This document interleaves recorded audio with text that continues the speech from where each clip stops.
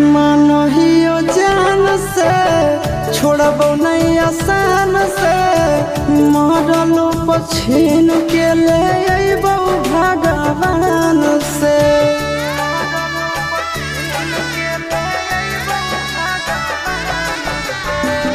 मानहियो जान से छोड़बो नहीं आसान से मरलो पछीन के ले अइबो भगवान से।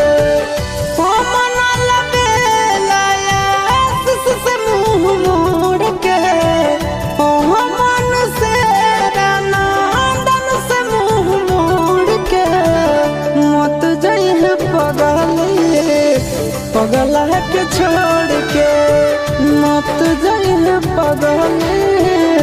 पगला के छोड़ के।